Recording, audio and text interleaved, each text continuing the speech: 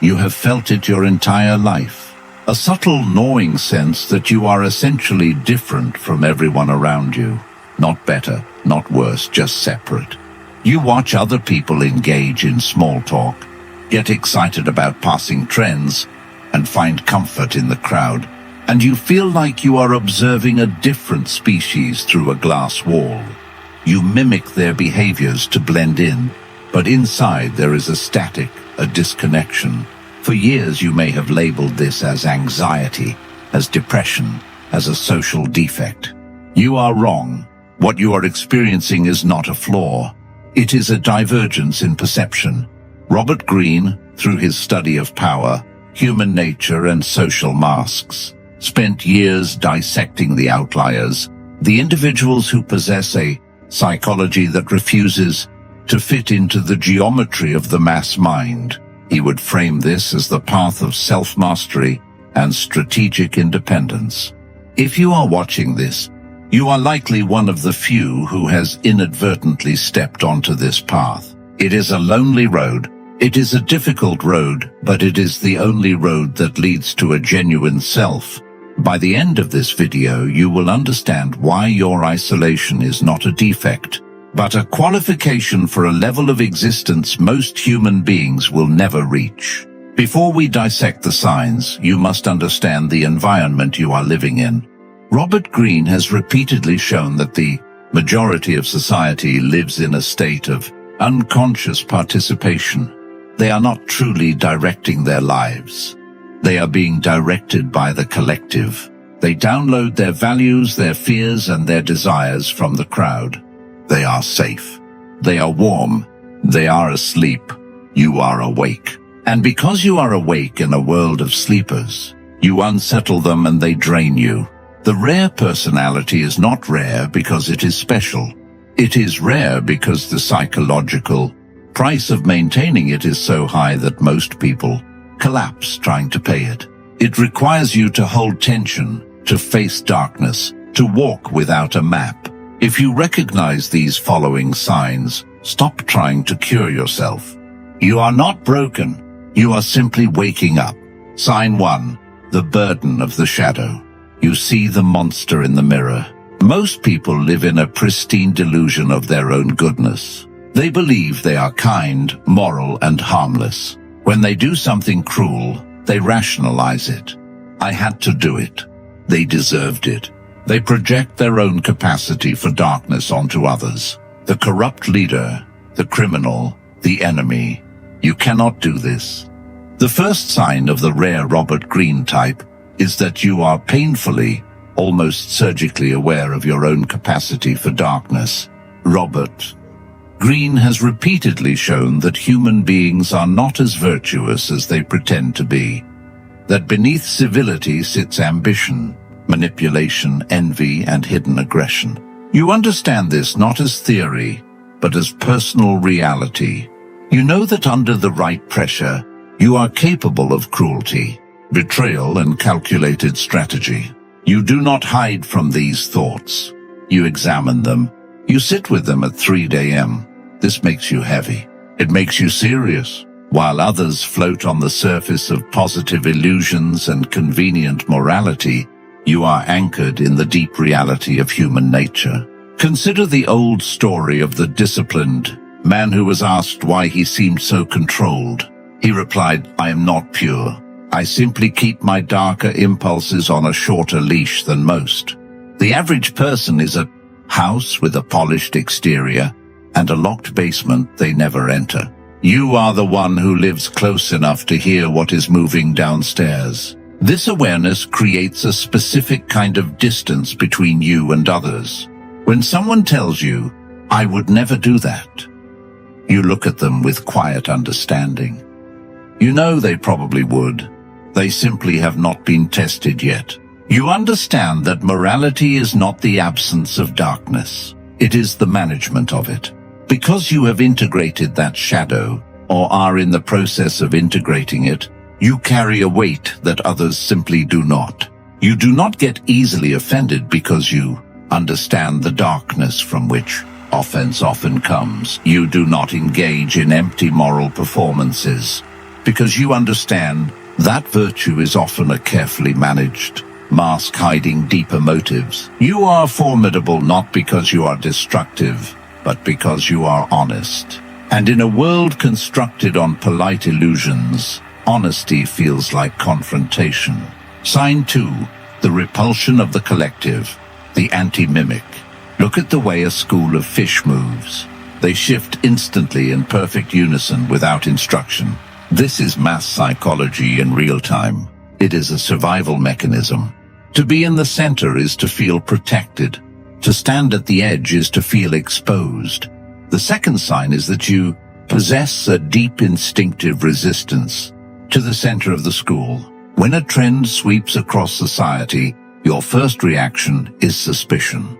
When everyone suddenly agrees on a political narrative, a financial craze, or a social movement, something in you recoils. You feel the need to step back and observe.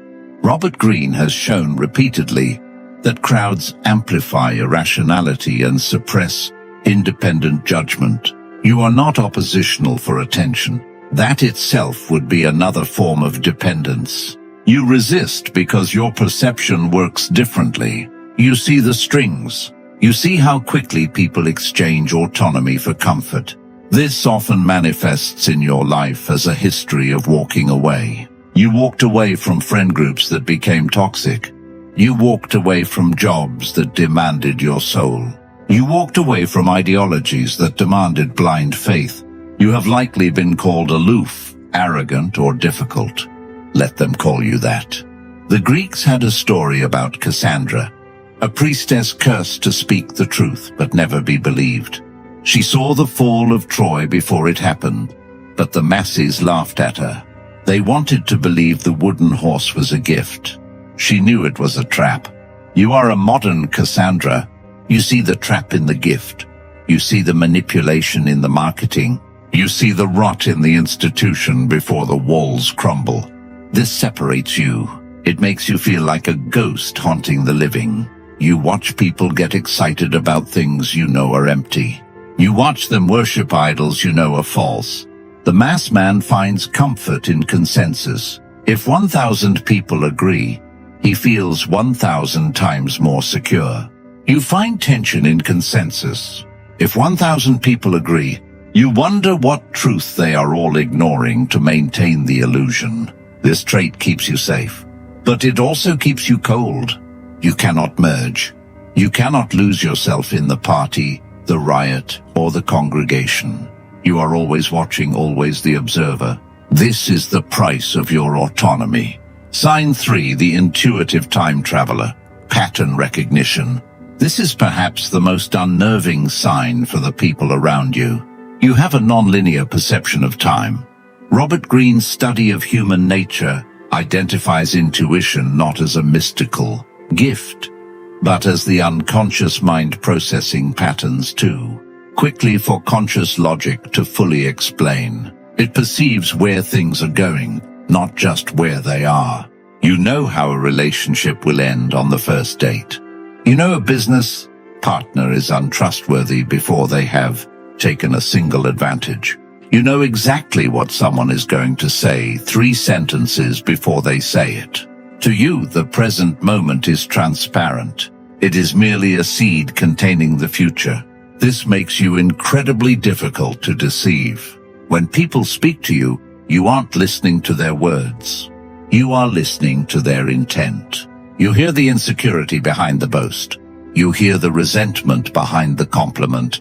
You hear the desperation behind the smile. It's like having X-ray vision in a world of people wearing lead masks.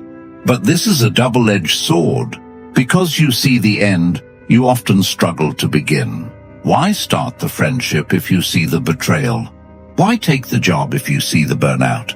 You suffer from the curse of the final frame. Most people live in the first act of the movie.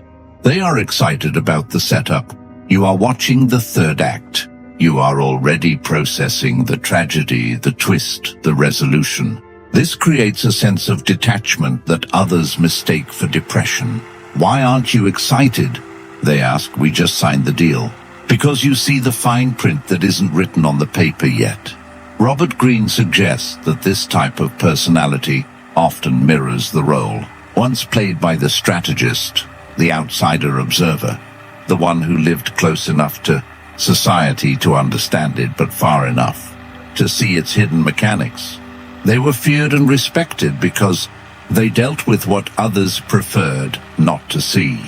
In the modern world, there is no village edge. There is only the office, the internet, the city. So, you are forced to walk among people who operate on sensation, what is right in front of them, while you operate on intuition, what is lurking behind the curtain. You are playing 4D chess while they are playing checkers. And the hardest part is that you cannot explain it to them. Intuition does not have a language. It is a flash, a knowing. And when you try to articulate it, you sound irrational until, of course, you are right. Again. Sign 4, the alchemical paradox, holding the tension of opposites. The average mind is binary. It likes black or white, good or bad, friend or enemy. It seeks to resolve tension by choosing one side and destroying the other. The rare personality is capable of something Robert Greene repeatedly highlights in human nature, the ability to hold contradiction without collapsing into simplicity. You contain multitudes. You are ruthlessly logical yet deeply emotional. You are scientifically minded yet drawn to the mystical. You crave solitude yet understand human connection better than the extroverts. You are a savage and a monk wrapped in the same skin. This is not confusion. This is wholeness. Robert Greene's understanding of human development is not about perfection, but integration. To be complete, you must house your own contradictions without letting them tear you apart. Think of the ocean. The surface can be raging with a storm, but the depths are absolutely silent. You are the ocean. You can feel intense anger, yet observe it with total calm. You can be in a chaotic environment and hold a core of absolute stillness. This confuses people. They want to put you in a box. Are you an introvert or an extrovert? Are you a skeptic or a believer?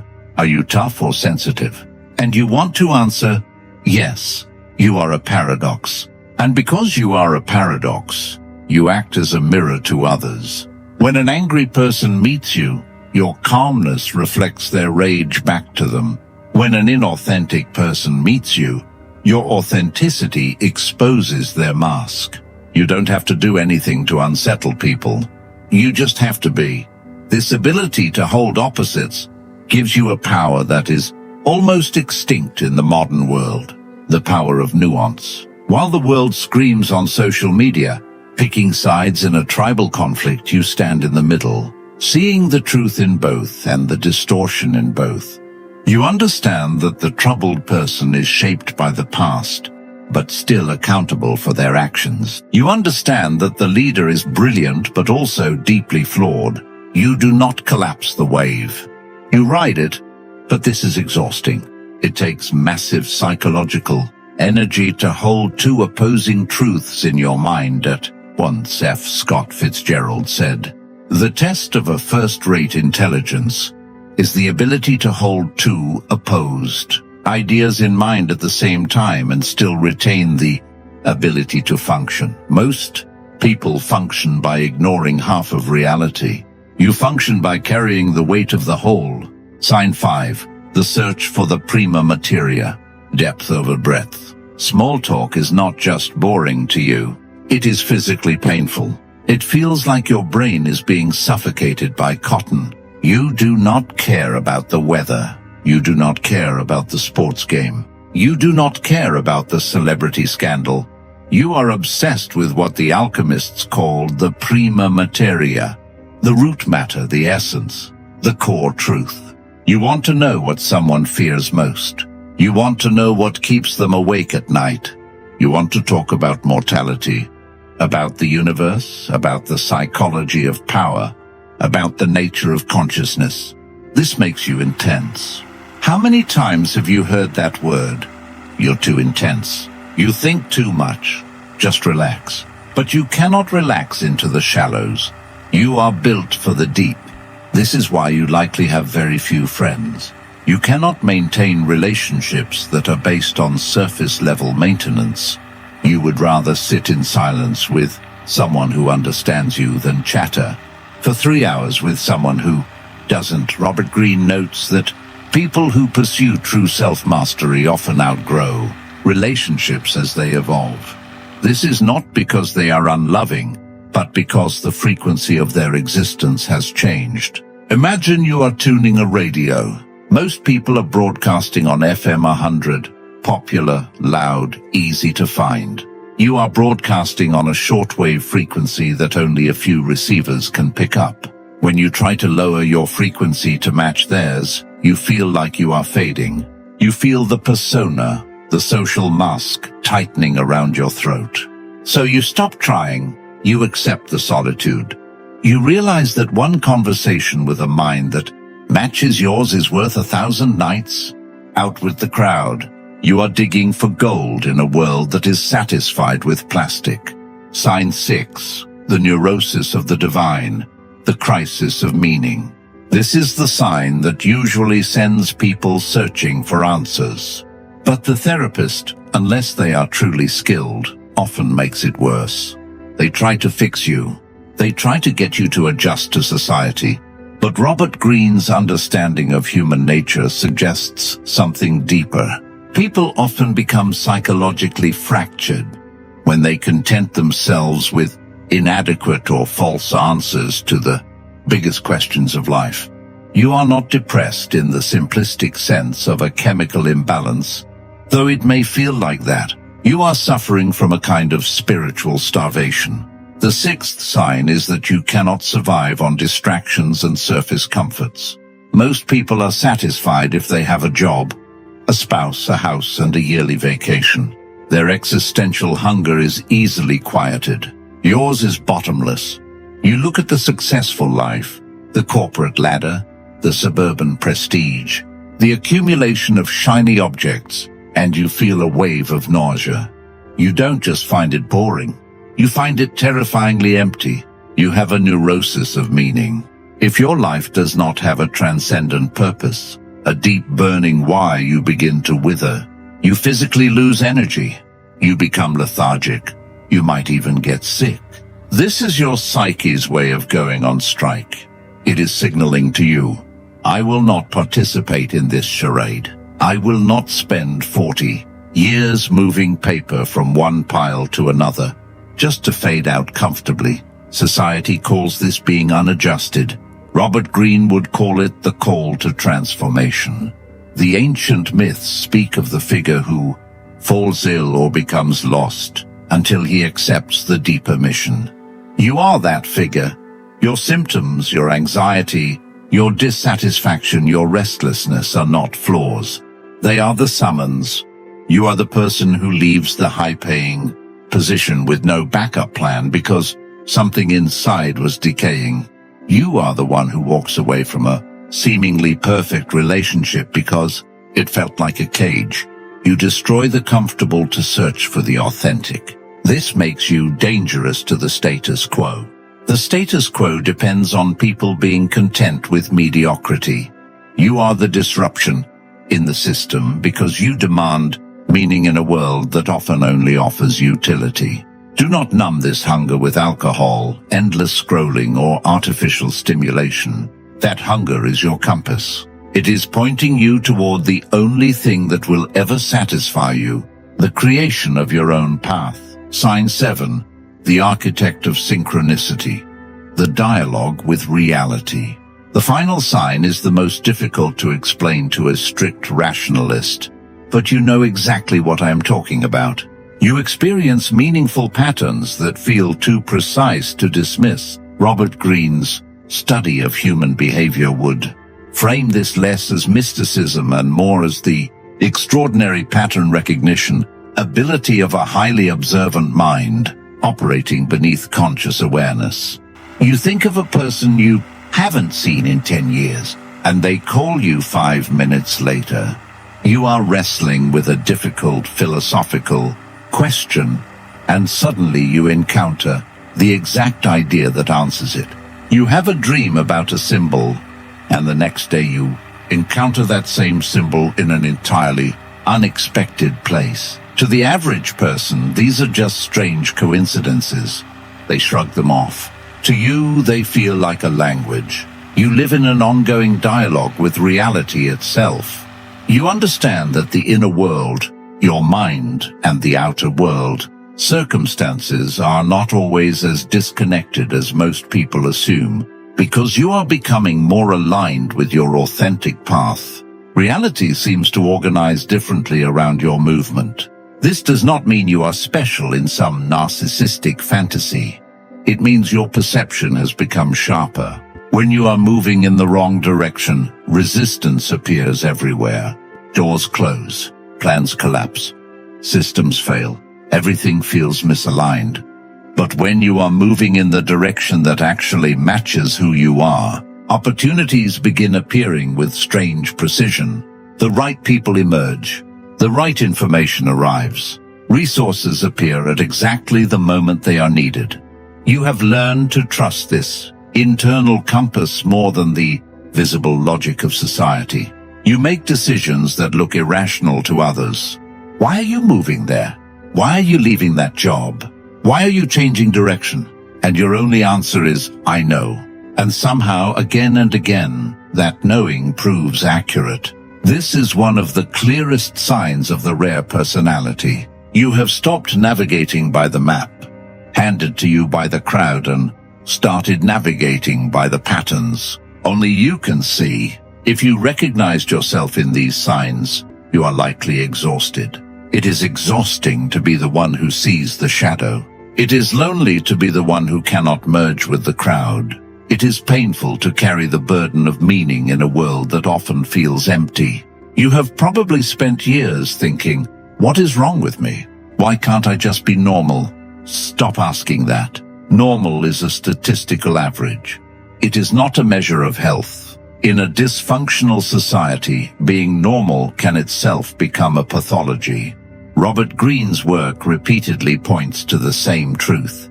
The people who see human nature clearly often suffer first, because clarity is heavy.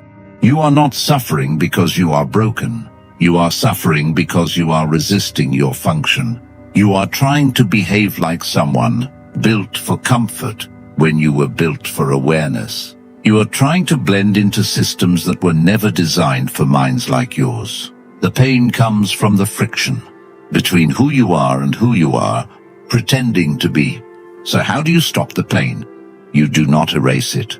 You transform it. Phase 1, the death of the persona. The mask must die. You must stop apologizing for your intensity. Stop diluting your truth to make it digestible for people who have no appetite for reality. If you are too much for them, let them leave. You are not for them. You must deliberately eliminate the relationships, the habits, and the careers that force you to wear a mask.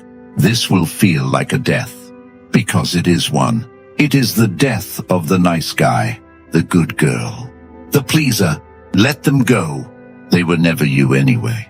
They were survival mechanisms you built when you were younger to survive environments that did not understand you. You do not need to survive anymore. You need to live. Phase 2, the integration of the shadow. Stop fearing your darker side, your aggression, your strategic instincts, your coldness. These are tools. A warrior without a sword is not peaceful. He is harmless. A warrior with a sword who chooses restraint, that is real control. You need your shadow. You need your aggression to protect your boundaries. You need your coldness to cut ties with toxic people. You need your skepticism to navigate a world built on appearances and hidden motives. Robert Greene's entire study of power rests on this understanding. The people who become victims are often the ones who refuse to acknowledge their own capacity for force. The final test of the rare individual is not to rise above humanity, but to return to it. To bring the gold you found in the darkness back to the village, even if they don't understand it, even if they don't thank you. How do you do that without losing yourself again? How do you walk in the crowd without becoming the crowd? That is the art of the strategist. And that is a lesson for another time. If you're still here, you're not like the others. Subscribe if you haven't.